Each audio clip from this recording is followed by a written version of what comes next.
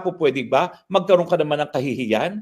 Bakit mo pa binanggit na bilang isang accomplishment yung reduction ng 1% sa taripa from 20 to 19? Di ba kadiri na yan? Nakakahiya na yan?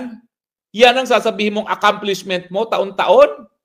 Yan na ba talaga ang pinakamalaki mong accomplishment? 1% from 20% to 19%? Mahiya ka. Kung yan ang konsepto mo ng accomplishment, talagang ibigay mo na ang pagiging presidente kay Inday Sara. Dahil wala ka na talagang silbi sa bayan, Marcos Jr. Ano ka ba? Mahiya ka naman. Isipin mo na lang yung pangalan ng tatay mo. Kahit papano, miski ako, talagang hindi ko naman sinuportahan ng tatay mo at pamilya mo. Kahit papano naman, nakakahiya na yan. Ang only accomplishment mo, 1% from 20% to 19% na taripa at binigay mo pa zero tariff ang mga produktong Amerikano pagpasok sa Pilipinas.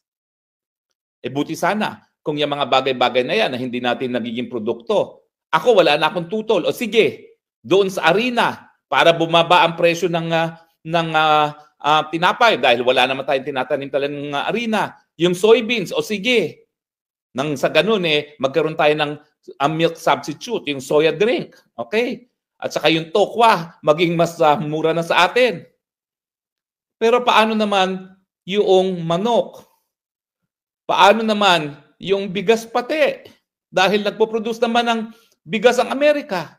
Paano na yung mga magsasaka natin na hindi na nga makalaban ngayon dahil napakataas ng kanilang ng kanilang production cost, ngayon zero tariff pa galing sa Amerika? Paano na yung industriya ng ating sasakyan na kahit papano nagkakaroon tayo ng value added dahil na-assemble dito mga Japanese cars? Linagyan mo ngayon ng zero tariff ang mga sasakyang Amerikano.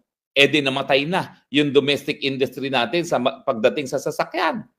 Paano na yung mawawalan ng trabaho? Ano na naman ang bibigay mong hanap buhay sa kanila? Aber?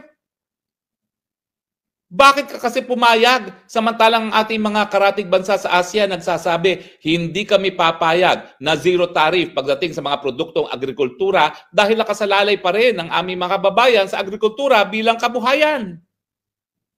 Sasabihin mo ngayon, accomplishment, yung 1% reduction from 20% to 19%? Kadiri ka talaga. Kung yan ang sasabihin mong pagyayabang mong accomplishment. Di ba?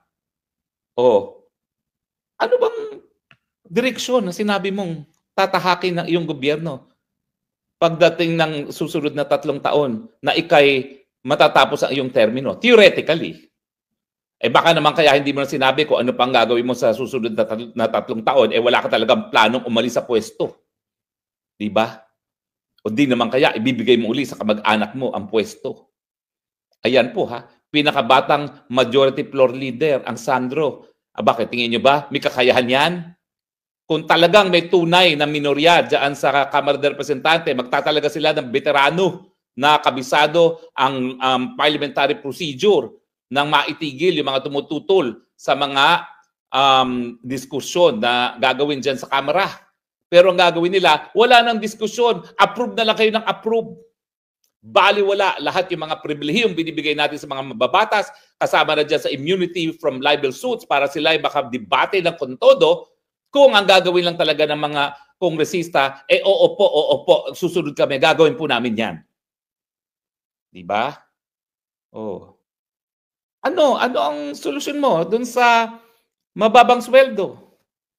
May mga panukalang batas na nagtataas ng minimum wage by 100 pesos. Wala kang kasagutan dyan. Tahimik ka. And yet, sinabi na ng taong bayan, kasunod ng walang tigil na pagtaas ng presyo ng bilihin, nais naming malaman kung anong gagawin ni Presidente sa kakulangan ng trabaho at sa mababang sweldo. Tahimik na tahimik ka sa panlabas na relasyon. Bakit? Kasi alam mo na mali ang iyong panglabas na relasyon. Samantalang mga karatig bansa natin ay nakikinabang sa bagong kayamanan ng China sa pamamagitan ng mga puhunan na pinapasok ng bansang China at dahil sa pagpasok ng milyong-milyong mga turista galing sa China, ikaw wala kasi kinakalaban mo ang China dahil ikaw nga ay nagiging tuta ng Amerikano. Tama ba yan? Na hindi natin pinagkakait natin ng mas mataas na antas na kabuhayan, mas maraming pagkain sa hapagkainan ng Pilipino galing sa bagong kayamanan ng China dahil lamang sunod-sunuran ka sa Amerikano dahil alam mo na kinakailangan mo suportan mga Amerikano para manatili sa pwesto dahil may duda na nga ang taong bayan, naniwala ka man lang sa tamang pag-iisip. Ay naku Pilipinas, ano bang gagawin natin? Bakit kayo pumapayag na pati sa State of the Nation Address, ang sinasabi ng Presidente ay state of inaction sa mga problema ng taong bayan? Ang kinakailangan natin sa Presidente bilang pinakamakapangyarihang opisyalis ng gobyerno, hindi lang pagpapatupad ng batas. Kinakailangan solusyon sa problema. Sinabi na nga na yan ang gusto marinig ng taong bayan. Anong pinagyabang mo? Nanalo daw sa boxing yung si Torre. Boxing na ang in-schedule ay depende lamang sa schedule ni Torre. At palakpakan naman yung mga jutang inamis. Palakpakan sila, oh. Tumayo pa yung Torre, oh. Mga ulul, mga julul, jutang ginamis ninyo. Sinong linoko nyo kundi mga sarili nyo lamang. Mga julul talaga. Binobola nyo ang inyong mga sarili. Sinabi na nga ni Mayor Baste, siya abroad. Alam naman ng DILG na meron siyang travel permit for abroad doon sa araw di umano na sila magbo-boxing. Bakit ang schedule nakasalalay lamang kay Torre? Tapos sa State of the Nation Address, patatayuin mo pa yung Torre? Kadiri na talaga yan.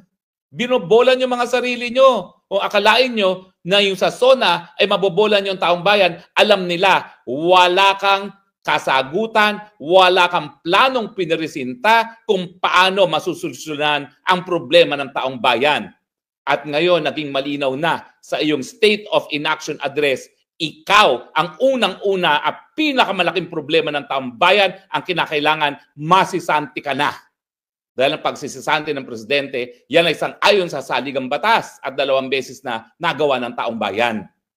Kinakailangan lang gawin yan sa mapayapang mapapaparaan, hindi gaya sa pamamaraan na sinasabi ng CPP-NPA terorista na gagamit ng dahas at papatayin ng kapwa mahirap na Pilipino. Huwag ganyan. Kinakailangan people power. Kinakailangan pananagutan. Kinakailangan impeachment laban sa Presidente na walang solusyon. Impeachment laban sa Presidente na pinagkakaitang katotohanan sa kanyang estado ng pag-iisip. Kinakailangan impeachment laban sa isang Pilipino na Presidente na nagsisilbi ng interes ng dayuhan at hindi interes ng sambayanang Pilipino. Kaya nga po, ang resulta ng state of inaction, dapat sisantihin ka na, Presidente, dahil wala kang solusyon sa mga problema ng bayan, wala kang nagawa, at wala ka pang plano kung paano bigyan ng solusyon ang sambayanan. Yan ang naging malinaw sa 2025 state of inaction, state of inefficiency, state of incompetence of the Marcos administration. Hay nako mga Pilipino, hanggang kailan tayo magtitiis?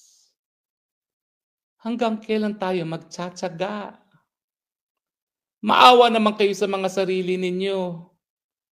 Lumulutang-lutang kayo sa tubig baha, samantalang 5,500 billions if not trillions of pesos binuhos na sa flood control projects. Ano ba yan? Maawa naman kayo sa inyong mga sarili. Okay? Anyway, ang daming mga trolls pero manigas kayo. Dahil ang boses ko narinig, kayo mahirap ba basahin ang comments? At alam ng taong bayan,